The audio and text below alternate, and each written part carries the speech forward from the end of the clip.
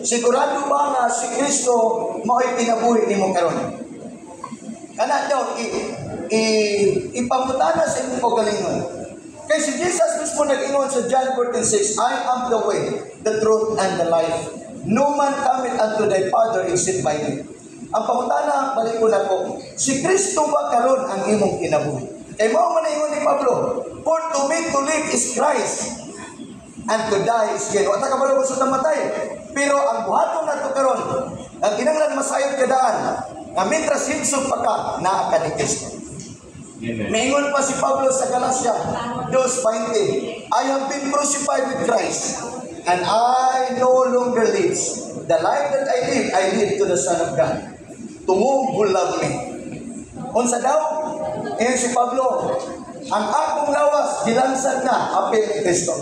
Dili na ako karon ang nabuhi, si Kristo na ang nabuhi kanako, nga nahigugman ako. Balik ko na akong pangutana, ikaw karon nga higsog pa, si Kristo ba ang nahimong kinabuhi nimo karon?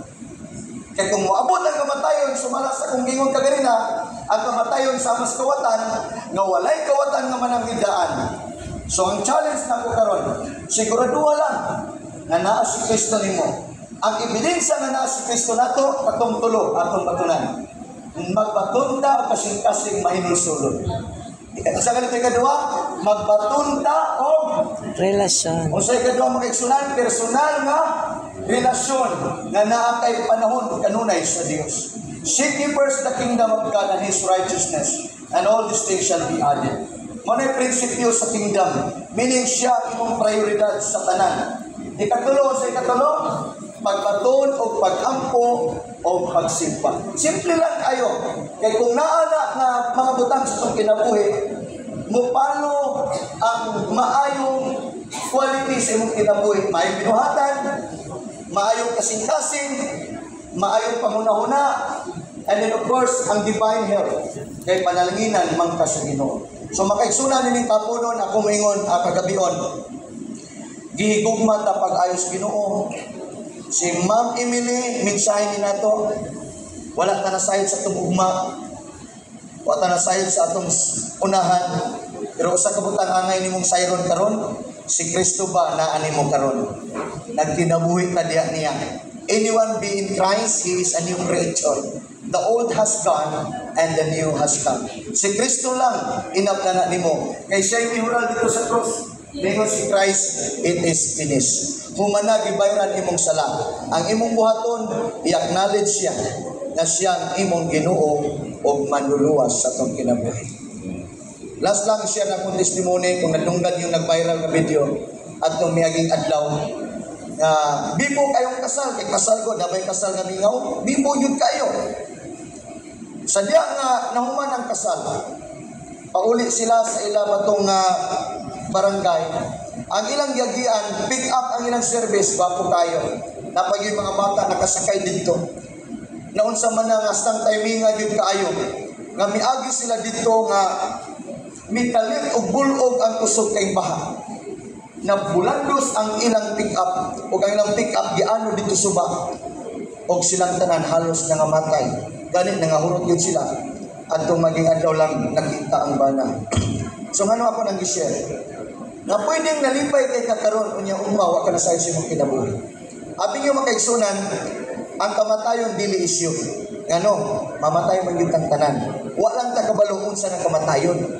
Kay kung ikaw pasultiyon ninyo ka nga kana yung natulog rin ko pastor. Wa niyo ta nasayod sa atong kamatayon. Muna ang angay day natong sayron karon. Asa ka human ka mamatay. Amen. Hinumdumi nga si Kristo humana 2,000 years ago. Siguraduhan yung kaluwasan. Ayaw namin ka nga, ambot kag maluwas pag ako, pastor, hayarang patay na ko. Huwag ka nasayod sa buhay pagkahon sa kas patay na ka. Karon siguraduhan, ano man, dili tiyaw gibuhat ni Jesus sa cross. Mo to yung ultimate payment. Si Jesus ang nahimong sacrificial offering para na gitawag atonement of sin, pagpapas atong sala. Ang dugo ni Kristo, manangin sa Bible, without shedding of the blood, there is no remission of sin. Tuig na si Kristo, makapasaylo nimo, makahugas nimo, pinagi siyang bilinhon na dugo. Ang gikinanglan ng buhato na to, mutuo kaniya. It is impossible to please God without faith. Hebrews 11 verse 6. It is impossible to please God without faith. Lisod paglipay niya kung may pagtuo. Unsa ang pagpatunog pagtuo? Faith cometh by hearing, upon hearing the word of God. Romans 10 verse 17. Unsa ang pagpatunog pagtuo? Pinagi siyang pulong. And in last na verse, Episode 2:8, you have been saved by grace through faith. It is not by your own works. It is a gift so that no one can boast. Unsa daw? Naluwas kamo tungod sa grasya sa Ginoo. Diha sa inyong pagtuo. Gasa kini sa Dios aron walay makapanginambog. Di ka pwede mingon nga maluwas man si Ron Brad kay main tawo ko. Kay kung kana ang basihan sa kaluwasan, wala na lang unta nagpakamatay si Kristo. Ibutang sa imong unahon na kasing-kasing, naluwas ta tungod ni Kristo. Nothing more, nothing less. Amen. Naluwas ka kitang tanan tungod ni Kristo. Tungod siyang sakripisyo, tungod siyang kamatayon. Sakit man ang kamatayon sa tao, na nadisgrasya, na nagkanser, na nabanggaan ang sa klaseng kamatayon. Pero maod yun na ang journey sa tao, maabot yun ang kamatayon. Pero ang kamatayon ni Kristo dili lalim. Gitorture siya. Pero ang nakanindot siyang kamatayon, mautoy payment sa imong sala.